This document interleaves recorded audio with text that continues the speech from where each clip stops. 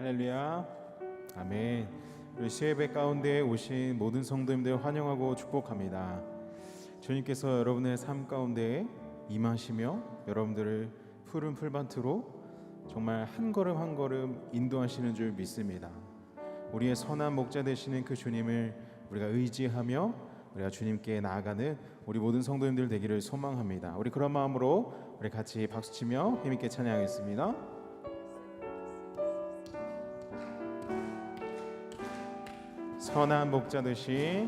선한 목자 되신 우리 주 항상 인도하시고 푸른 풀밭 좋은 곳에서 우리 먹여주소서. 선한 목자 구세주여 항상 인도하소서. 선한 목자 구세주여 항상 인도하소서. 양의 문이 되신 예수여 우리 영접하시고 길을 잃은 양의 무리를 항상 인도하소서. 선한 목자 구세주여 기도 들어주소서. 선한 목자 구세주여 기도 우리 3절로 고백하겠습니다. 흠이 많고 약한 우리를 용납하여 주시고 주의 넓고 크신 은혜로 자유 얻게 하셨네. 선한 목자 구세주여 지금 나아갑니다.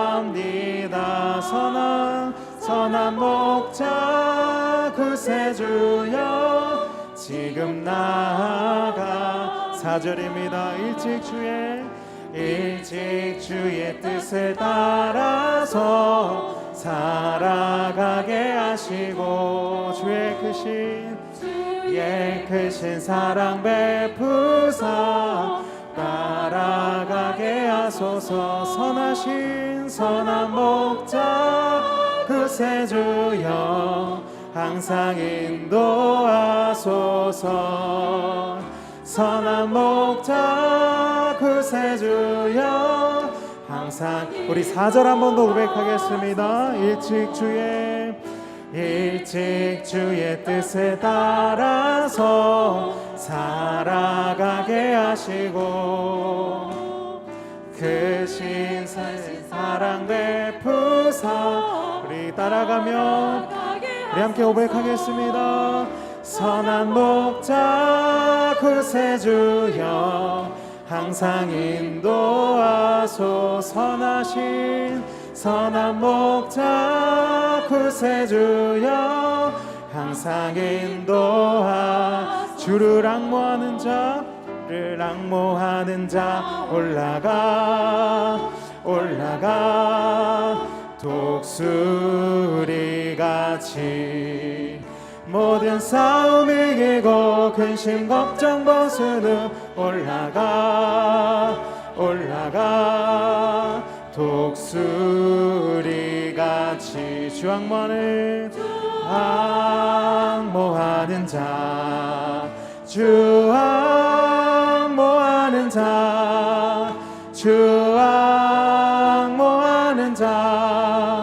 늘 가. 2절입니다. 주를 앙모하는 자 걸어가 고단치 않네. 길을 잃은 양떼를 두루 찾아다니며 걸어가 고단치 않네. 아멘. 주 앙모하는 자 주 앙모하는 자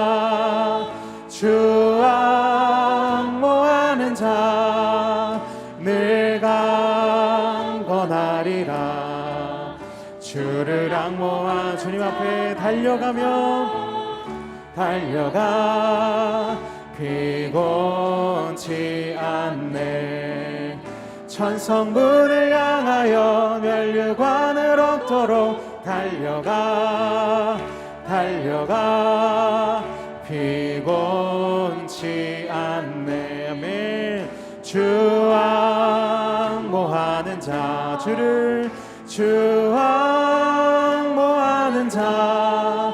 주 앙모하는 자 내가 우리 4절 함께 고백하겠습니다. 주를 앙모하는 자 올라가 독수리같이 은혜 안에 뛰놀며 주의 영광 보리라. 올라가 독수리같이. 아멘. 주 앙모하는 자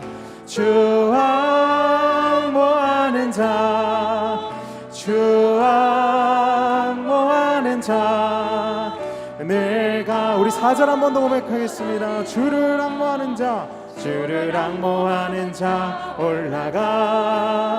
올라가 독수리같이 은혜 안에 뛰놀며 주의 영광 보리라. 올라가 독수리같이. 함께 고백합시다. 주 앙모하는 자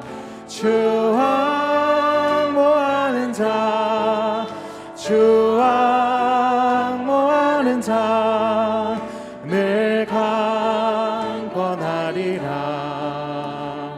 아멘. 주님께 나아갈 때에 주님께서 우리에게 새 힘을 허락하시는 줄 믿습니다. 주님께서 우리를 예배 가운데 불러주심 우리가 기억하며 우리 함께 고백하면서 우리 마음 들이며 나가겠습니다. 예수 나를 오라네 예수 나를 오라네 어디든지 주를 따라 주와 같이 가려네. 주의 인도하심 따라 주의 인도하심 따라 어디든지 주를 따라 주와 같이 가려네. 2절입니다. 겟세마네 동산까지 주와 함께 가려 하네. 피땀 흘린 동산까지 주와 함께 가려네. 주의 인도하심 따라 주의 인도하심 따라 어디든지 주를 따라 주와 같이 가. 우리 4절 함께 고백하겠습니다. 주가 크신 은혜 내려 나를 항상 돌보시고 크신 영광 보여주며 나와 함께 가시네. 주의 인도하심 따라 주의 인도하심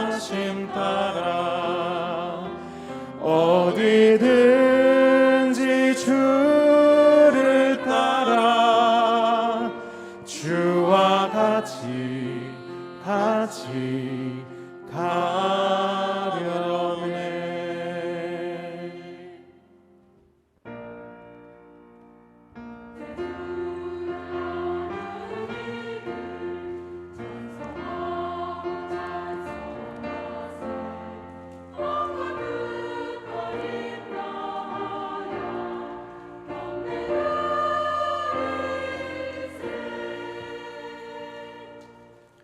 하나님은 영이시니 예배하는 자가 영과 진리로 예배할지니라. 아멘. 사도신경으로 함께 신앙 고백합니다. 전능하사 천지를 만드신 하나님 아버지를 내가 믿사오며 그 외아들 우리 주 예수 그리스도를 믿사오니 이는 성령으로 잉태하사 동정녀 마리아에게 나시고 본디오 빌라도에게 고난을 받으사 십자가에 못 박혀 죽으시고 장사한 지 사흘 만에 죽은 자 가운데서 다시 살아나시며 하늘에 오르사 전능하신 하나님 편한 자 계시다가 저리로서 산자와 죽은 자를 심판하러 오시리라. 성령을 믿사오며 거룩한 공회와 성도가 서로 교통하는 것과 죄를 사하여 주시는 것과 몸이 다시 사는 것과 영원히 사는 것을 믿사옵나이다. 아멘. 찬송가 484장 함께 찬양하겠습니다.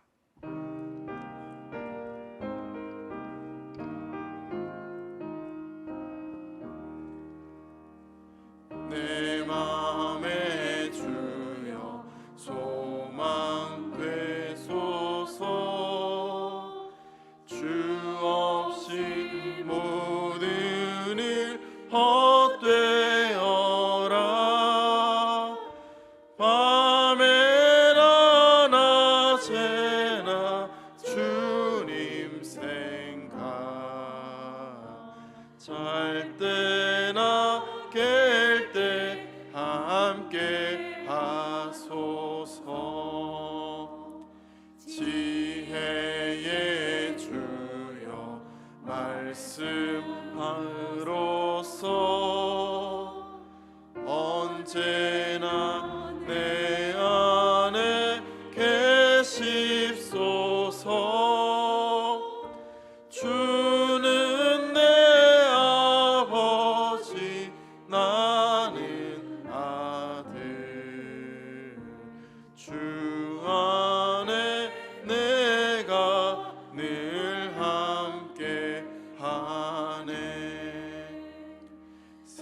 세상의 영광 나 안 보여도 언제나 주님은 나의 기억. 주님만 내 맘에 계시오니 영원한 주님 참 귀하셔라.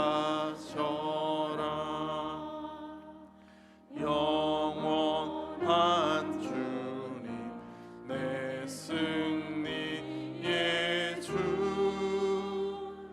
하늘의 기쁨을 주옵소서. 어떠한 고난이 닥쳐와도 만유의 주여 소망 되소서. 아멘. 김수환 집사님 기도해 주시겠습니다. 사랑이 많으신 하나님 아버지, 오늘 3일 저녁 수요예배를 주의 성전에서 예배드림을 감사드립니다. 예배를 드림으로 우리들이 허물 많은 죄인임을 고백해 가시고 우리들의 희생점을 되시고 우리의 죄 대사장 되시는 예수님의 구원의 은혜를 감사하는 마음으로 살아가도록 우리를 인도하여 주시옵소서. 날씨가 매우 덥습니다. 이 무더운 날씨에 연로하신 어른이로부터 모든 주의 자녀들이 건강을 지켜 보호하여 주시고 또한 주일학교를 위해서 기도합니다. 이제 여름 성경학교와 수련회가 진행되고 있습니다. 준비하는 교육자들과 교사들에게 이 더운 날씨에 지치지 말고 건강하고 주님이 바라시는 귀한 성경학교와 수련회가 될 수 있도록 인도하여 주시옵소서. 또한 7월 9일 국내 선교 선교팀이 정읍 산내 제1교회 지역에서 복음전도, 의료봉사, 임의용 피부와 선한 사마리아의 사역을 위한 도배의 사랑을 가지고 예수님의 사랑을 이웃에게 전하고자 합니다. 오가는 일정을 지켜 보호하여 주시고 건강하게 잘 다녀올 수 있도록 인도하여 주시옵소서. 이제 셀 방학을 통해 쉼의 시간을 갖기를 원합니다.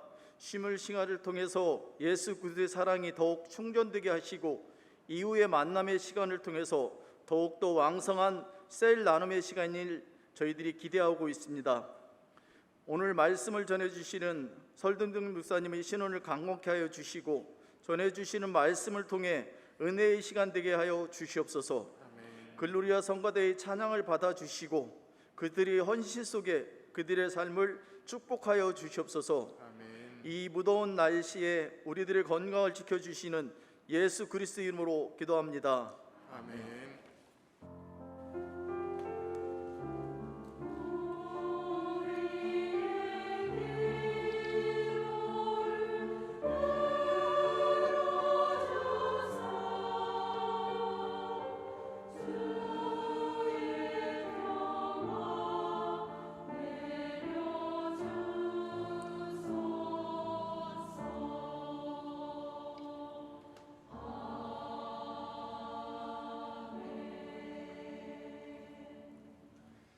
오늘 함께 살펴볼 말씀은 히브리서 7장 11절부터 19절까지의 말씀입니다.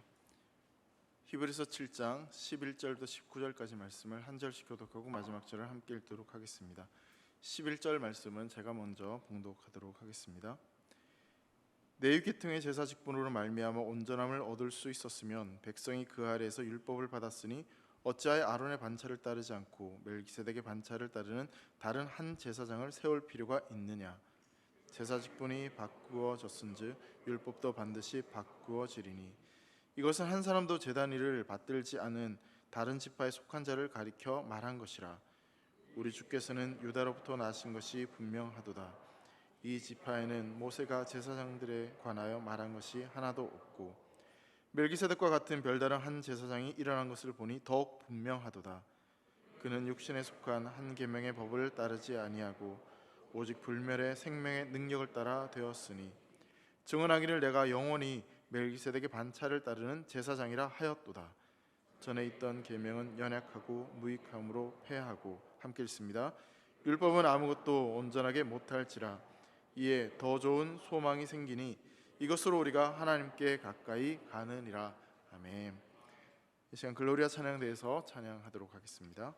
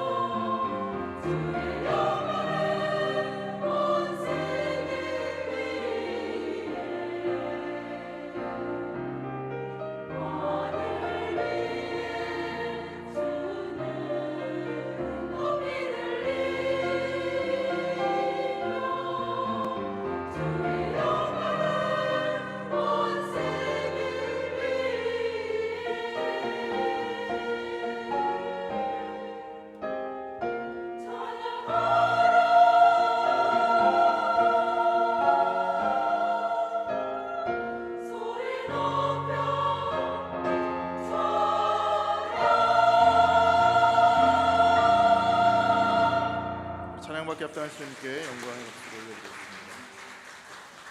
귀한 찬양 감사합니다. 오늘 많이 더우셨죠?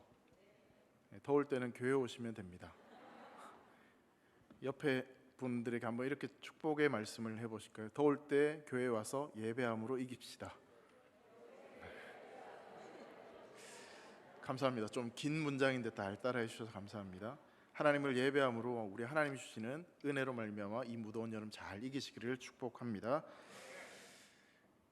여러분, 일반적으로 어떤 새로운 출발이나 어떤 변화를 이끌어가는 방식들을 보면 보통은 이 사람을 바꾸거나 아니면 어떤 규정들을 바꾸면서 변화들을 그렇게 이끌어가는 부분들이 있습니다.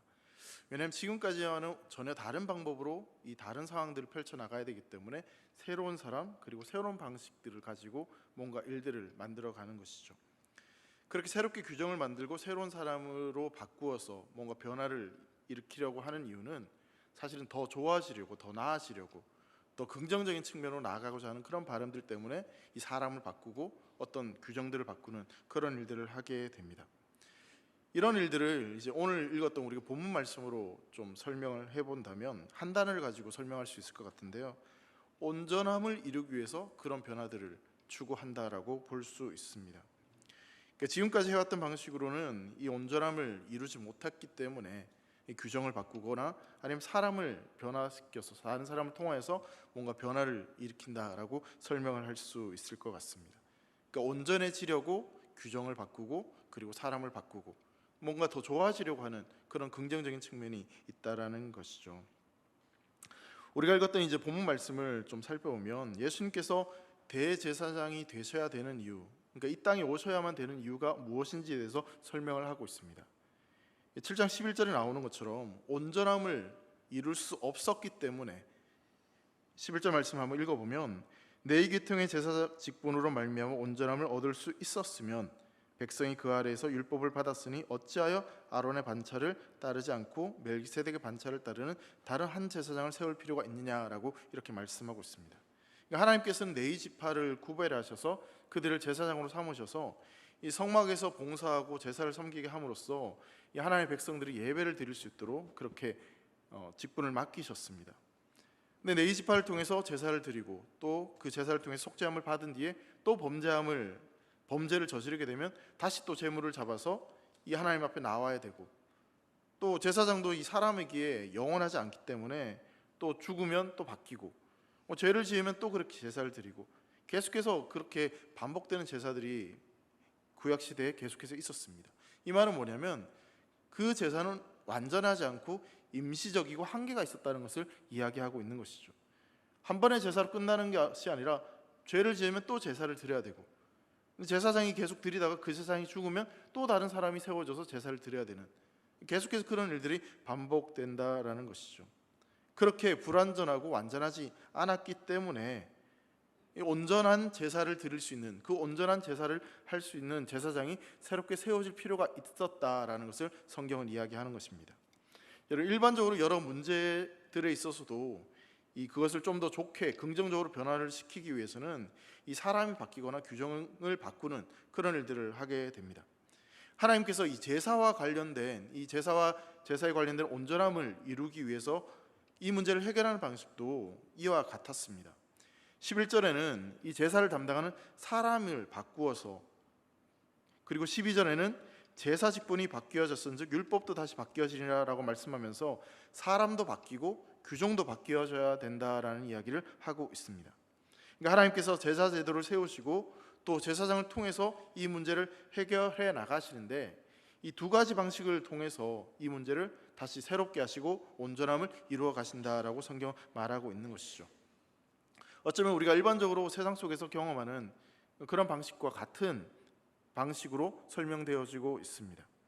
자, 그러면 이 온전함이라고 하는 단어가 과연 어떤 의미의 단어인지를 한번 좀 생각해 봐야 될 것 같습니다. 이 온전함이라고 하는 단어는 어떤 계획한 바를 이루지 못하였을 때 그때 온전함을 이루지 못하였다라고 이야기를 합니다. 예를 들면 이 단어는 여러분 어부가 그물을 가지고 바다로 나가서 고기를 잡으려 그물을 내렸습니다. 근데 문제는 뭐냐면 그 그물에 구멍이 숭숭숭숭 뚫려 있는 거죠. 자, 그러면 이 그물을 가지고 물고기를 잡을 수 있을까요? 없을까요? 던져봐야 알지. 뭐 이렇게 얘기하시면 곤란하고요.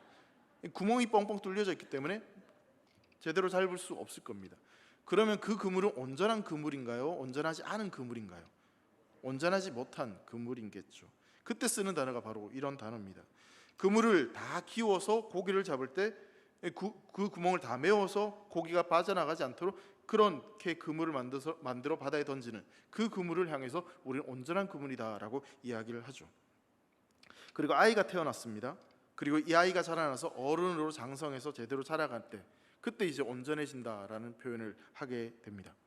그러니까 어떤 목적했던 그것을 이루어갈 때 원래 의도했던 그 상태로 완전히 도달하게 되었을 때 그때 바로 온전하게 되었다라고 이야기를 하는 거죠. 근데 성경은 온전하게 되지 못했다라고, 온전할 수 없었다라고 이야기를 하고 있습니다. 그렇기 때문에 지금 대제사장이신 예수님이 오셔야 된다라고 말씀을 하고 있죠.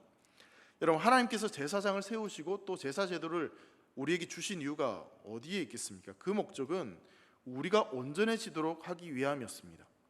그 온전함은 어떤 의미가 담겨져 있냐면 하나님의 형상대로 지음받은 하나님의 백성들이 하나님께로 나아와서 하나님께서 공급해 주시는 그 은혜와 긍휼하심으로 말미암아 하나님의 백성답게 살아갈 수 있도록 하는 것, 그리고 하나님과의 친밀한 교제 가운데 그 하나님의 임재를 경험하며 매 순간순간 그 은혜로 살아가는 것, 그것이 바로 하나님께서 우리에게 원하시는 그 온전함의 모습이었습니다. 그렇게 되도록, 그렇게 우리가 살아가도록 제사 제도를 주셨고 제사장을 우리에게 역할을 주셨던 것이죠.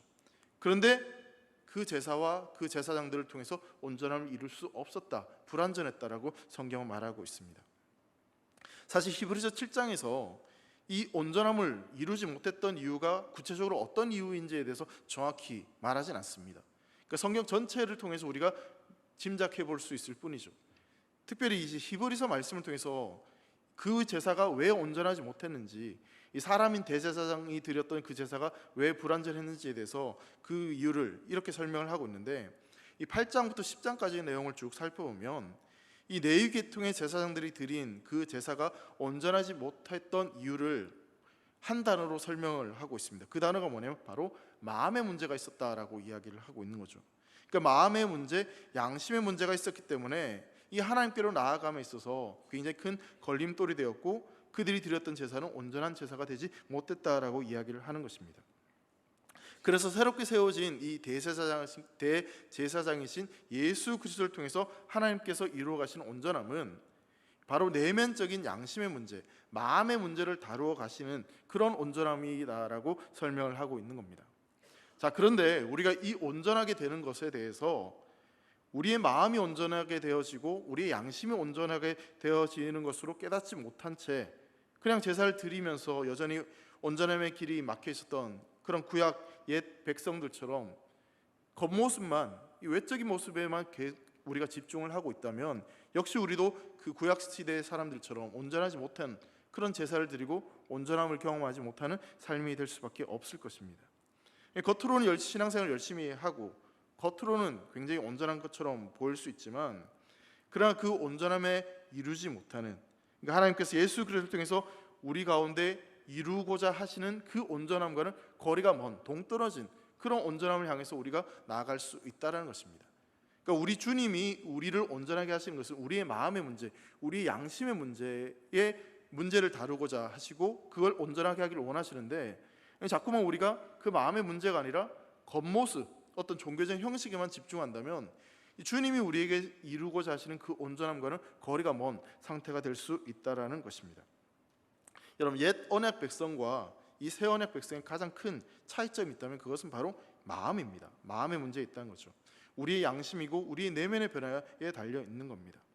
예를 들어 보면 여러분, 예배 자리에 나오는 것도 마찬가지일 것 같아요. 여러분, 옛 언약 백성으로 친다고 하면 그냥 몸이 이 자리에 와 있는 거죠. 마음은 딴 데가 있고. 근데 새 언약 백성으로서 우리가 하나님 앞에 나아온다, 가까이 나아간다는 것은 내 마음을 드리고 내 모든 것들을 다해서 예배 자리에 나온다는 것을 의미하는 겁니다. 여러분, 마음을 다해서 하나님을 섬기고 예배하는 것과 그냥 몸만 와서 예배 드리는 것은 굉장히 큰 차이가 있습니다.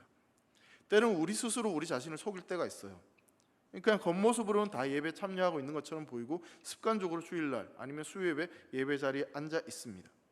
근데 곰곰이 우리 속마음을 들여다보면 특별히 하나님께서 우리의 속마음을 다 아시기에 내가 어떤 마음으로 어떤 자세로 나와 있는지에 대해서 우린 점검해 볼 필요가 있다는 것입니다. 어떤 사람은 정말 간절하게 그 마음을 다해서 예배 자리에 나와 기도하고 또 찬양하고 그렇게 하나님의 임재를 기대하며 나아가는 사람이 있는가 하면 그냥 입술로만 찬양을 하고 그 마음은 딴 데가 있는 그런 모습으로 우리가 나아올 수도 있다는 것입니다. 근데 겉으로 보면 그 사람은 온전한 신앙생활을 하는 것처럼 보이죠. 근데 문제는 뭐냐면 마음과 중심을 보시는 하나님이 보시기에는 그 사람은 온전하지 못한 삶이다라는 것을 이야기하고 있는 겁니다. 여러분, 마음의 문제를 여러분 스스로 어떻게 해결하실 수 있으십니까? 마음을 내가 이렇게 붙잡으면, 마음을 이렇게 다잡으면 그럼 그 마음대로, 그 마음이 내 마음대로 움직여질 수 있을까요? 사실은 이 마음의 문제들이, 이 양심의 문제가 우리 스스로 해결되지 않기 때문에 우리는 굉장히 큰 아픔과 또 갈등을 경험하게 됩니다. 우리가 새 언약 백성으로서 하나님의 자녀로 살아갈 때 있어서 우리가 가장 먼저 점검해야 될 것은 우리의 중심이 과연 하나님을 향해 있는지 아닌지에 대해서 점검해 볼 필요가 있습니다. 이 마음의 문제에 있어서만큼은 레위 제사장들 그리고 그들이 드린 제사를 통해서 어떻게 할 수 없었다. 그렇기 때문에 온전함이 이루지 못했고 그 온전함을 이루기 위해서 대제사장으로 예수 그리스도께서 오셨다라고 히브리서는 지금 말씀하고 있는 것이죠. 여전히 제사를 드림에도 불구하고 죄책감이 있고 제사를 드려도 여전히 죄의 문제 앞에서 고통을 당하고 자유롭지 못한 그런 마음의 문제를 해결하기 위해서 그것을 완전히 새롭게 하시기 위해서 하나님께서 취하신 방식이 바로 11절 12절의 연속에서 나오는 것처럼 사람을 바꾸고 그리고 그 규정을 바꾸어 버리는 것입니다. 18절에도 동일하게 이렇게 말씀합니다. 전에 있던 계명은 연약하고 무익함으로 폐하고 이렇게 말씀하고 있어요. 이 새로운 율법, 새로운 규정, 새로운 사람을 통해서 이 마음의 온전한 삶으로 우리를 인도해 나가신다라고 말씀합니다. 여러분, 우리의 마음을 바꾸고 우리를 온전하게 하신다는 것은요, 그냥 사소하게 작은 것 하나 두 개 바꾸는 정도가 아니었습니다. 여러분, 우리가 살아가는 사회에서도 어떤 그 문제가 생겼을 때 그 문제를 해결하는 방식 그리고 그 문제에 있어서 어떤 변화를 일으키는 방식들을 보면 그 문제가 그리 크지 않으면 약간의 규정을 수정하고 그리고 사람을 바꾸어도 가장 위에 있는 어떤 리더 한 사람을 바꾸고 그리고 나서 그 다음에 있었던 사람을 올려서 약간의 변화들을 추구하는 부분들이 있습니다. 그런데 대대적이고 완전한 그 혁신을 개혁을 일으킬 때는 이제까지와는 전혀 다른 사람, 외부에 있는 사람들을 데리고 오고 또 외부에 있는 어떤 규정들과 법칙들을 가지고 와서 완전히 새롭게 하는 그런 일들을 보게 됩니다. 기업에 있어서도 마찬가지로 어떤 새로운 변화를 추구할 때 약간의 어떤 변화를 추구할 때는 그 기업 안에 어떤 참신한 인물을 세워서 그 기업의 어떤 변화를 이끌어 가기도 하지만 근데 완전히 그 기업 자체를 송두리째 변화시키기 위해서는 외부에서 사람을 수혈해서 새롭게 뭔가 일들을 이루어 나가는 것들을 보게 되는 것이죠. 여러분, 하나님께서도 마찬가지셨습니다. 이 제사로 인해서 온전함을 이루지 못했기 때문에 그 문제를 해결하기 위해서 하나님께서 선택하신 방법은 또 다른 어떤 사람을 통해서가 아니라 하나님의 아들이신 예수 그리스도를 통해서 완전히 새롭게 대대적인 개혁을 이루어 가시는 것이죠. 13절부터 15절까지 말씀을 쭉 한번 보시면 제가 한번 읽겠습니다. 여러분 눈으로 한번 따라오시기 바랍니다. 이것은 한 사람도 제단을 받들지 않는 다른 지파에 속한 자를 가리켜 말한 것이라. 우리 주께서는 유다로부터 나신 것이 분명하도다. 이 지파에는 모세가 제사장들에 관하여 말한 것이 하나도 없고 멜기세덱과 같은 별다른 한 제사장이 일어난 것을 보니 더욱 분명하도다. 이렇게 말씀합니다. 이 말씀의 내용을 좀 정리하면 하나님께서 일으키시는 어떤 변화는 약간의 그런 개혁이 아니라 완전히 새롭게 변화시키는 그런 개혁을 하나님께서 행하신다라고 말씀합니다. 그래서 네 계통의 제사장 중에서 또 다른 누군가 한 사람을 세워서 이 일을 감당하는 것이 아니라 레위 지파에 속하지 않은, 그러니까 전혀 레위 지파는 상관없는 유다 지파로부터 예수님을 선택하셨고 모세로부터 전혀 제사에 관련된 이야기를 듣도 보도 못했던 그런 유다 지파에서 그 지파로부터 예수님이 나오게 하셔서 이 일을 이루어 가신다라는 겁니다. 근데 사실 이게 우리는 이 성경을 그냥 읽으니까 그렇구나, 그럴 수 있겠구나 생각을 하지만 유대인들 입장에서는요, 이게 굉장히 좀 고민과 심각한 갈등을 초래하는 말씀입니다. 초대교회 때부터 이 말씀이 굉장히 좀 난해하고 어려운 구절이었어요. 굉장히 좀 찜찜한 그런 구절이었습니다. 왜 그러냐면 여러분, 모든 유대인들은요, 구약을 알고 있던 모든 유대인들은 제사장은 반드시 레위 지파에서 와야 된다는 것을 알고 있었습니다. 그 누구도 그건 부정할 수 없었어요. 그런데 여러분, 예수님은 레위 지파가 아니라고 말씀하고 있죠. 그럼 예수님은 어느 지파 사람입니까? 어느 지파로부터 왔어요? 유다 지파. 그러니까 레위 지파가 아니라 유다 지파라는 거예요. 유다 지파인데 어떻게 영원한 대제사장이 될 수 있는지, 이건 어떤 상식을 가지고 있는 유대인이라면 전혀 납득할 수 없는, 받아들일 수 없는 그런 논리였던 거죠. 그래서 여러분, 이 초대교회에 히폴리투스라고 하는 어떤 사람은 예수님이 대제사장이라고 할 때 그나마 레위 지파와 조금 연관이 있으면 설득력이 있겠다라고 생각을 해서, 예수님은 아버지 쪽으로는 유다 지파지만 어머니 마리아 쪽으로 따지고 이렇게 들어가다 보면 레위 지파와 조금 연관이 있다, 그래서 예수님은 대제사장이 될 수 있다라고 그렇게 이야기를 하기도 했습니다. 근데 성경을 보면 절대로 이 모계로부터 대제사장이 이어지는 경우는 없습니다. 그러니까 잘못된 해석이고 이해인 것이죠. 여러분, 예수님께서 레위 지파가 아니라 유다 지파에 속한 완전히 다른 대제사장이 세워졌다라고 하는 이 사실이 받아들이기 좀 거북해서 그냥 그렇게 끼워 맞추듯이 이렇게 만들어낸 것입니다. 지금 우리는 사실 이 대제사장이 예수님이란 걸 너무나 철석같이 믿고 있기에 뭐 대제사장이 누구든 뭐 유다 지파, 레위 지파 뭐 그런 거에 대해서 크게 신경을 쓰지 않습니다. 근데 앞서 말씀드린 대로 유대인들에게는 이게 너무나 중요한 개념이었어요. 왜냐하면 성경은 분명히 레위 지파를 통해서 제사장이 세워진다라고 말씀하고 있었고, 그리고 그 대제사장이 자기들의 죄를 가지고 가서 제물을 그렇게 속죄를 드림으로 통해서 자신들의 죄가 씻음을 받을 수 있었기 때문에 이게 그냥 단순한 문제가 아니었던 거죠. 민수기 3장 10절 말씀 보면, 너는 아론과 그의 아들들을 세워 제사장 직무를 행하게 하라. 외인이 가까이 하면 죽임을 당할 것이니라, 이렇게 분명히 말씀하고 있어요. 그러니까 다른 지파 사람은 반드시 죽는다라고 성경이 이야기하고 있기 때문에 제사장 직분은 아론의 자손들에게만 주어진 특권이고 레위 지파 사람들만 그렇게 세워질 수 있는 그런 것이라고 생각을 했기 때문에 이 유다 지파를 통해서 예수님이 대제사장이 되신다, 이 사실을 받아들이기 너무나 어려웠던 거죠. 그 제사를 속죄해 주는 대제사장이 레위 지파가 아닌 유다 지파에서, 그리고 아론의 반차가 아닌 멜기세덱의 반차를 따라 대제사장이 세워진다는 것은 그들에게는 너무나 충격적이고 너무나 놀라운 그런 이야기로 받아들일 수밖에 없는 것이죠. 레위 지파 대제사장의 제사가 아니라 예수 그리스도의 십자가를 통해서 죄사함을 받을 수 있다는 사실이 이들에게는 굉장히 큰 충격이고 쉽게 받아들일 수 없는 그런 이야기였던 것입니다. 이걸 오늘날 우리가 살고 있는 이 한국 사회의 좀 배경을 가지고 설명을 해본다면, 여러분, 유교적 어떤 배경을 가진 집에서 모든 제사를 다 폐하고 대신에 하나님께 예배 드리는 것이 온전한 제사라고 한다면, 여러분, 그게 처음에 그 집안의 유대 전통을 가지고 있는 그 유교적인 어떤 전통을 가지고 있는 그 집안이 받아들이는 것이 결코 쉽지 않을 것입니다. 여러분, 사람들이 제사를 드리는 이유를 한번 좀 잠깐 생각해 보면, 저는 사실 제사를 한 번도 드려본 적이 없어서 왜 드렸는지 정확히 알 수 없지만 그냥 추측을 해본다면, 여러분, 제사를 드리는 이유가 첫 번째는 살아생전 못다한 효도를 그래도 돌아가셨지만 최선을 다해서 좀 하고 싶은, 그러니까 효심, 어떤 자신들의 정성을 표현한 그런 방식으로 제사를 드린다라고 생각해 볼 수 있을 것 같아요. 두 번째로는 사실은 저는 이게 제일 큰 목적이지 않을까 생각을 하는데, 제사를 통해서 조상들로부터 복을 받기 위해서 제사를 드린다라는 생각을 좀 해보게 됩니다. 이렇게 효성을 다하면, 정성을 다하면 이 제사를 받으시는 조상의 은덕으로 그 조상들이 복을 베풀어 주시지 않을까 하는 그런 믿음 때문에 제사를 지내는 거죠. 그래서 그걸 끊으면 왠지 불효자가 되는 것 같고 또 복을 받지 못할 것 같은 그런 불안감에 계속해서 제사를 드리는 것으로 생각이 되어집니다. 만약에 여러분, 그 복이 조상들부터 온 것이 아니라 하나님으로부터 오는 복이 진정한 복이라고 하면 그 제사를 끊을 수 있을 텐데, 근데 거기에 대한 불안감이 여전히 있는 거죠.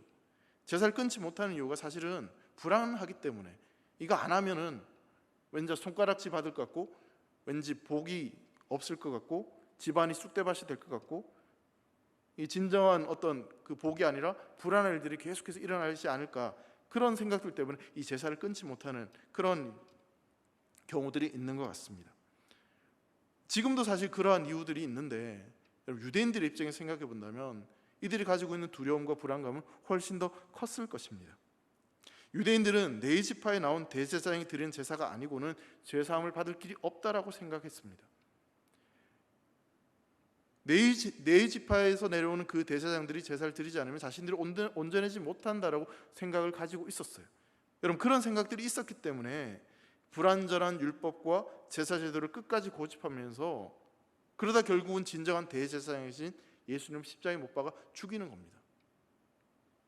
그걸 포기하지 못하는 거예요. 불완전한 그것을 놓지 못하고 결국은 예수님을 십자가에 못 박아 죽이게 되는 것이죠. 여러분 그러한 일들이 비단 이 유대 사람들 이때 당시에만 있는 것이 결코 아닐 것입니다.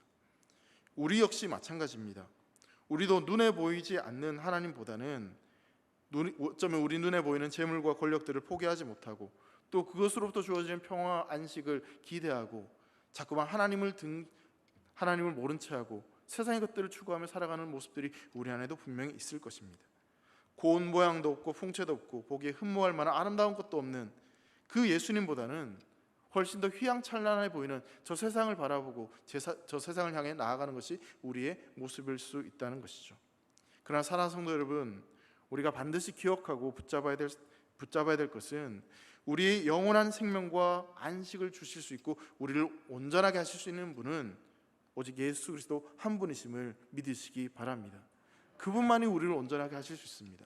세상에 가치 있고 좋아 보이는 그것을 통해서 우리가 온전해지는 것이 아니라, 행복하는 것이 아니라 예수 그리스도 그분을 붙잡고 그분을 바라보며 살아가는 인생이 가장 복되고 가장 행복한 인생입니다. 여러분 예수님께서 어떻게 그런 분이 되시는지, 대제사장이 되시는지에 대해서 16절 말씀을 보면요, 이전의 제사장들은 계명을 따라서 네이 지파의 혈통을 따라서 그렇게 제사장으로 부름을 받았어요. 근데 예수님은 어떻게 부름을 받았는지 16절 말씀에 이렇게 분명히 말씀합니다. 16절 말씀 같이 한번 읽겠습니다. 시작. 그는 육신에 속한 한 계명의 법을 따르지 아니하고 오직 불멸의 생명의 능력을 따라 되었으니라고 말씀하고 있죠. 오직 불멸의 생명의 능력을 따라서 하나님의 부름을 받아서 십자가에 죽으시면 끝이 아니라 부활하시고 그 부활을 일으키시는 하나님의 어떤 신적인 능력을 통하여서, 그래서 예수님이 대제사장이 되셨다라고 성경은 말하고 있습니다. 육체적인 어떤 계보를 따라서 된 것이 아니라 오직 불멸의 생명의 능력을 통해서 예수님은 대제사장이 되어주셨다라고 말씀하고 있는 것이죠. 여러분 네이 지파 제사장들은요 유한한 존재로서 죽게 되면 그 사역이 다 끝이 납니다. 그리고 그 네이 지파 사람들도 여전히 사람이기에 죄가 있습니다. 죄를 짓습니다. 근데 예수 그리스도는 영원한 우리의 대제사장이 되어주시고 생명의 그 불멸의 능력으로 우리에게 대제사장이 되어주셨기에 그분을 통해서 우리는 영원한 생명을 경험하게 되는 것이죠. 여러분 요즘 군 복무 기간이 욕하는 거 아니에요. 18개월이라고 합니다. 저는 26개월 그래도 군 복무를 했습니다. 사실 저보다 더 오래 군 복무를 하신 분들이 계실 텐데 예전에 비하면 굉장히 군 복무 기간이 좀 짧아진 것 같아요. 자녀를 군대에 보내신 분들한테 참 죄송한 이야기지만 요즘 짧아도 너무 짧습니다. 군대에 이제 계신 분들하고 좀 이야기를 하고 이렇게 하다 보면 군 복무 기간이 너무 단축되다 보니까 이 제대할 쯤 되면 군인이 된 것처럼 보여지는데 이제 집에 간다, 그런 이야기를 하시더라고요. 군인다워지고 좀 익숙해지고 뭔가 군인다워지는 그런 늠름한 모습이 이제 한 어느 정도 느지막이 나타나서, 근데 그때 되면 이제 집에 가는 그런 일들이 있는 거죠. 여러분 대제사장들 한번 생각해 보시죠. 대제사장의 경우에도 어느 정도 식책이 익숙해지거나 아니면 어느 정도 이제 할 만할 때쯤 되면 이제 나이가 들어서 점점 힘이 없어지고 쇠약해지고 아니면 죽어서 또 다른 사람이 세워져야 되고, 그런 일들이 계속해서 반복되는 일들. 근데 여러분 영원한 대제사장이라고 하시는 그 예수님은 그렇게 반복해서 하는 것이 아니라 한 번에, 그리고 영원한 생명을 가지고 계시기 때문에 그런 걱정을 할 필요가 전혀 없다라는 것입니다. 그리고 17절 말씀 보시면요, 예수님께서는 영원한 멜기세덱의 반차를 따르는 대제사장이다라고 말씀을 하고 있습니다. 15절에 보면 멜기세덱과 같은 별다른 제사장이다라고 그런 표현을 또 하기도 합니다. 멜기세덱이 있었고 그 위에 멜기세덱의 반차를 따라서 제사장들이 이어지고 존재했고, 그리고 어느 시점에 그 반차를 따라서 예수님께서 오셔서 멜기세덱의 반차를 따른 대제사장이 되었다. 여러분, 이 말을 지금 하고 있는 것이 아니라 별다른 제사장이다라고 히브리서는 분명히 말하고 있습니다. 그래서 이 부분이 굉장히 중요한 부분입니다. 여러분, 우리가 읽었던 본문 앞에 7장 내용을 좀 살펴보면 멜기세덱이 네위 지파에 속하지 않았지만 아브라함보다 더 우월했음에 대해서 두 가지를 들어서 설명을 합니다. 첫 번째는 이 창세기 14장을 근거로 해가지고 11조를 아브라함부터 받았다라는 것을 이야기합니다. 그 두 번째는 이 멜기세덱이 아브라함에게 복을 주었다라는 표현을 하고 있습니다. 이 두 가지 이유 때문에 멜기세덱이 아브라함보다 더 우월했다라고 성경은 이야기하는 것이죠. 자, 그리고 멜기세덱이 아브라함보다 더 우월했다고 하는 것은 자동적으로 어떻게 이어지냐면 아브라함의 후손인 네위 지파보다 멜기세덱이 더 우월했다라는 것을 이야기하고 있는 겁니다. 그리고 사실 아브라함이 멜기세덱을 만났을 때는 이 네위 지파가 태어나기도 이전이었습니다. 멜기세덱은 네위 지파에 속하지 않았지만 이 네위 지파보다 더 우월했습니다. 그리고 이 멜기세덱은 예수 그리스도를 예언한 상징적인 존재로 등장하고 있습니다. 그러니까 멜기세덱의 반차를 따르는 제사장이라고 하는 이 이야기는 예수님은 네위 지파 제사장들보다 우월한 멜기세덱과 같은 방식으로 더 우월한 제사장이 되셨다라는 것을 이야기하고 있는 겁니다. 그러니까 네위 지파 제사장들보다 더 우월하신 분이 예수님이다라는 것을 이렇게 이야기를 하고 있는 것이죠. 그리고 이 시편 110편 4절 말씀 보면요, 하나님께서 예수님께서 오시기 전에 이런 말씀을 하는 장면이 있습니다. 여기에도 멜기세덱이 동일하게 등장하는데, 여호와는 맹세하고 변하지 아니하시니라 이르시기를 너는 멜기세덱의 서열을 따라 영원한 제사장이라 하셨도다라고 말씀하고 있습니다. 여기 보면 하나님께서 맹세를 하셨다, 하나님 이름을 걸고 맹세하셨다라고 말하고 있습니다. 그러니까 예수님은 하나님께서 맹세하신 이 약속을 근거로 따라 이 땅에 오셨다라는 것이죠. 예수님의 대제사장직은 죽으면 또 새로 임명해야 되는 그런 제사장이 아니라 영원한 제사장이다라고 성경은 분명히 말하고 있습니다. 성경은 멜기세덱의 반차를 따른 대제사장이 올 것에 대해서 말씀하고 있고, 또 때가 되었을 때 예수님께서 그렇게 이 땅에 오셨고 대제사장으로 오셨다는 것을 이야기하고 있습니다. 그렇게 이 땅에 오심으로 말미암아 온전하게 이르지 못했던 그 문제를 해결하셨다라고 이야기하고 있는 거죠. 자, 예수님께서 이 땅에 오셔서 우리 안에 주어지는 그 온전함이 어떠한 것인지에 대해서, 어떤 변화가 우리 안에 일어난지에 대해서 19절 말씀에 이렇게 설명을 하고 있습니다. 율법은 아무것도 온전하게 못할지라 이에 더 좋은 소망이 생기니 이것으로 우리가 하나님께 가까이 가느니라 라고 말씀하고 있습니다. 더 좋은 소망이 생기게 되는 것, 그래서 이 더 좋은 소망을 가지고 하나님께로 가까이 나아가는 것, 그것이 우리에게 가능해졌다라고 성경은 말하고 있는 것이죠. 사랑하는 성도 여러분, 우리가 더 좋은 소망, 그 온전함을 향해서 나아갈 수 있는 이유가 어디에 있겠습니까? 바로 하나님께서 예수 그리스도를 대제사장으로 세우시고, 또 그 대제사장이신 예수님은 우리와 똑같이 사람이시지만 그분은 하나님의 아들로서 이 땅에 오셔서 십자가에 죽으시고 부활하시고 우리에게 구원을 허락하심으로 말미암아 하나님과 우리 사이의 중보 역할을 담당하고 계십니다. 예수 그리스도께서 그렇게 대제사장이 되실 때 그냥 임명함 받아서 그렇게 대제사장이 되신 것이 결코 아니었습니다. 우리에게 막혀져 있고 우리에게 가로막혀 있던 그것을 열기 위해서, 그 담을 허물기 위해서 예수님은 자신의 생명을 내어주셨고 십자가에 죽으심으로 말미암아 그 모든 일을 친히 담당하셨습니다. 히브리서의 표현으로 말하자면 우리를 위한 단번의 제사를 드림으로 말미암아 그 대제사장의 역할을 감당하셨고, 또 그것으로 말미암아 우리는 온전한 삶을 향해 나아갈 수 있게 된 것입니다. 이제 우리는 우리의 대제사장이신 예수 그리스도 그분의 보혈로 말미암아 깨끗하게 되어진 그 마음과 양심을 가지고 하나님께로 더 담대하게 나아갈 수 있게 된 것입니다. 목마른 자들아 배고픈 자들아 다 내게로 와서 먹으라, 내가 주는 양식을 값없이 먹으라 말씀하시는 그 주님의 음성, 우리는 그 주님의 음성 앞에 예수 그리스도를 의지함으로 담대히 나아갈 수 있는 줄 믿으시기 바랍니다. 여러분, 도널드 반 하우스라고 하는 목사님이 있습니다. 미국 장로교 목사님이시고 또 신학자였습니다. 근데 이분이 젊은 시절 이 프랑스의 작은 마을에서 교회를 맡아 2년 동안 섬긴 적이 있었습니다. 이게 선교사처럼 프랑스에 가서 그렇게 교회를 개척하시고 세우신 거죠. 주일이 되면 교회로 가는 길에 마을을 한번 둘러보고 이렇게 지나가게 되는데, 근데 그 비슷한 시간대에 꼭 이 가톨릭 신부님이 마주 오는 거리에서 이렇게 지나가는 겁니다. 그러다 보니까 항상 주일날 비슷한 시간대에 목사님은 교회로 가고 그분은 성당으로 가면서 이 스치듯이 마주치며 지나가는 거예요.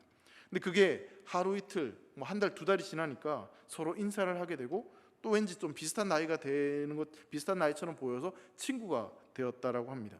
그렇게 친구 사이가 되어서 편안하게 서로 대화를 주고받던 가운데 어느 날 이 친구 신부님이 이 반하우스 목사님에게 이렇게 질문을 했다고 해요. 왜 개신교 성도들은 이 성인, 그러니까 성자의 의지에서 기도하지 않는 거지? 이 성자에 의해서 의지해서 기도하면 참 좋을 텐데, 이렇게 이야기를 했습니다. 가톨릭에는 어떤 성인의 이름을 들어서 성인을 통해서 기도하는 그런 게 있는데, 그렇게 하면 참 좋을 텐데 왜 그렇게 하지 않느냐라는 질문을 한 거죠. 그러면서 이런 설명을 덧붙입니다. 프랑스의 대통령을 만나려고 하면 이 대통령을 보좌하는 이 강요 가운데 좀 중요한 사람을 잘 알고 있으면 그 사람에게 부탁을 해서 대통령을 좀 편하게 만나고 뭔가 부탁을 하고, 그렇게 하면 훨씬 더 좀 편리한데, 성자를 통해서, 위대한 성인을 통해서 그렇게 하나님을 만나고 기도하면 그렇게 좀 편할 텐데 왜 그렇게 하지 않는 것인지에 대한 질문을 하게 된 거죠. 이때 이 반하우스 목사님이 이런 대답을 합니다.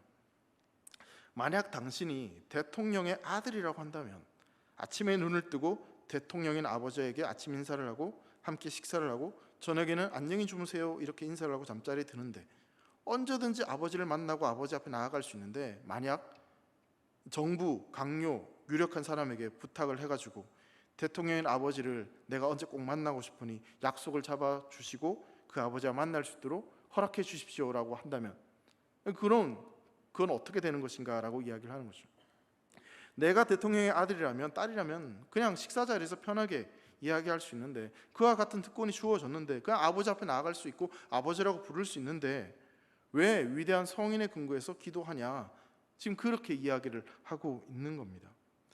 하나님께서 자기 아들 예수 그리스도를 통해서 우리에게 그 온전한 길을 열어주셨고 그 생명의 길을 열어주셨는데, 그 예수 그리스도를 붙잡고 그 예수 그리스도를 믿으면 그 하나님 앞에 나아갈 수 있는데, 굳이 다른 방식을 통해서, 다른 것들을 통해서 그렇게 나아갈 필요가 있는지에 대한 이야기를 하는 것이죠. 사랑하는 성도 여러분, 우린 예수 그리스도를 통해서 하나님께로 가까이 나아갈 수 있는 하나님의 아들과 딸인 줄 믿으시기 바랍니다.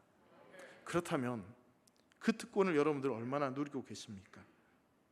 히브리서 2장 10절 말씀 보면 하나님께서는 예수 그리스도를 통해서 자기의 사랑하는 아들이신 예수 그리스도를 통해서 많은 아들과 딸들이 영광으로 인도하기를 원하셨습니다.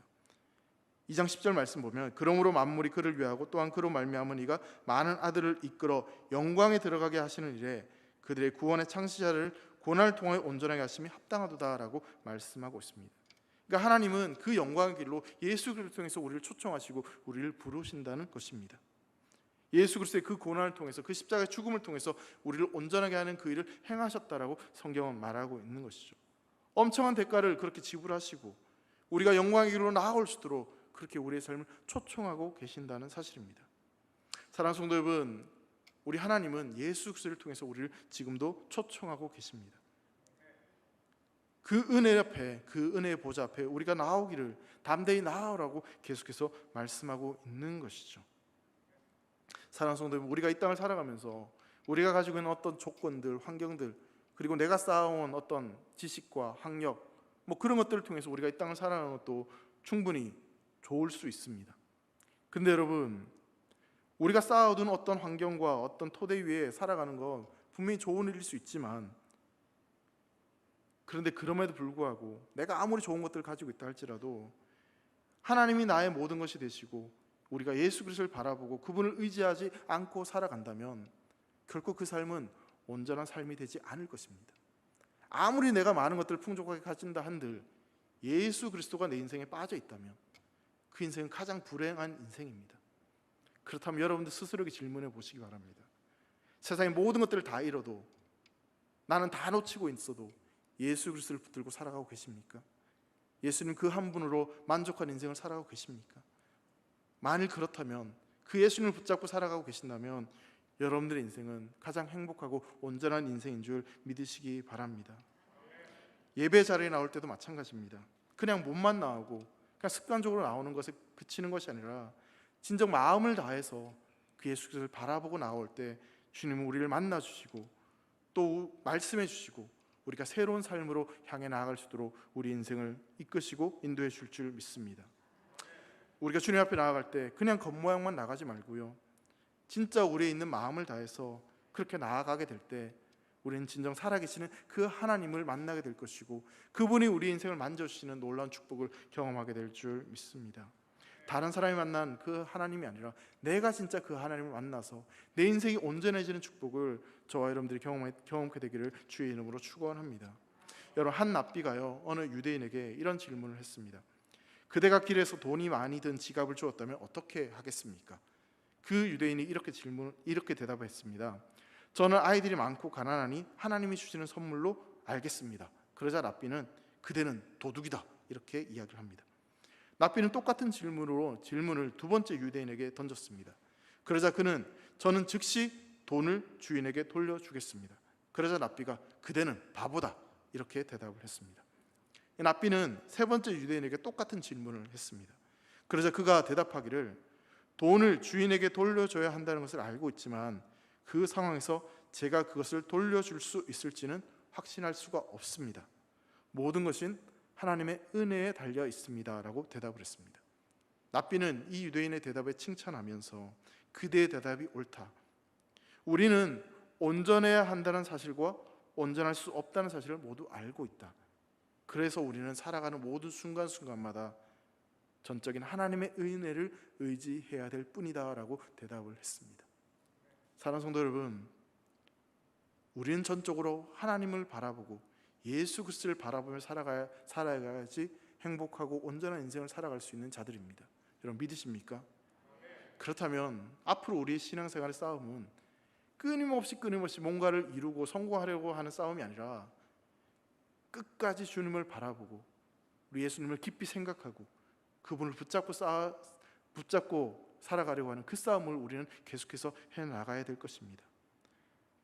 성도의 삶은, 그 온전함은 나의 능력과 세상을 통해서 주어지는 것이 아니라 오직 예수 그리스도를 통해서 주어지는 것임을 믿으시기 바랍니다. 예수님을 통해서만 우리의 문제가 해결되어지고 우리는 온전해질 수 있습니다. 그 온전하게 하시는 우리 주님의 은혜를 삶의 모든 순간순간마다 경험하시는 말미암아 정말 천국 백성처럼 이 땅을 살아가는 사랑하는 대길의 성도들 되시기를 주님의 이름으로 축원합니다. 기도하겠습니다. 우리의 대제사장으로 오신 예수님 너무나 감사합니다. 우리에게 그 온전한 삶을 향해서 초청해 주시니 감사합니다. 우리를 초청하시고 우리를 부르시는 그 주님의 부르심 앞에 우리가 순종하게 하여 주시고 순종하고 결단함으로 말미암아 우리 인생 가운데 주님이 주시는 온전하고 행복한 삶을 살아갈 수 있도록 은혜를 베풀어 주시옵소서. 예수님을 통해서만이 우리가 온전해질 수 있다는 사실을 믿고 세상의 그 어떤 것들, 가치 있는 것들을 내려놓고 오직 예수님만 바라보며 살아가도록 인도하여 주시옵소서. 예수님의 이름으로 기도합니다. 아멘. 교회 소식 전해드리겠습니다. 주보를 참고해 주시기를 바라고요. 주일학교 여름 성경학교와 수련회가 계속해서 진행되고 있습니다. 여러분 일정을 참고해 주셔서 우리 다음 세대 자녀들이 이 수련회와 성경학교 통해서 하나님을 만나고 은혜를 경험할 수 있도록 위해서 기도해 주시기를 바랍니다. 우리 오랫동안 함께 기도하며 준비해왔던 국내 단기 선교가 이번 주 토요일 날 출발하게 됩니다. 하루 온종일 진행되는 이 국내 단기 선교를 통해서 산내 지역에 복음이 하나님의 영광이 나타나고 또 새로운 생명의 결실들이 맺어지는 귀한 사역이 되도록 함께 기도해 주시기를 바랍니다. 주일 주차 안내에 대해서 좀 말씀을 드리겠는데요. 주일 주차 공간이 굉장히 협소해서 어려움이 있었는데 감사하게도 성혜병원 뒤편 주차장에 주차를 하실 수 있게 되었습니다. 혹시 주일날 이 교회 주차장이 비좁게 되는 경우에는 그쪽으로 이용해 주시면 되겠습니다. 나머지 광고는 주보를 참고해 주시기 바랍니다. 함께 찬양하겠습니다. 찬송가 95장 함께 찬양하겠습니다. 우리 박수 치며 찬양하겠습니다.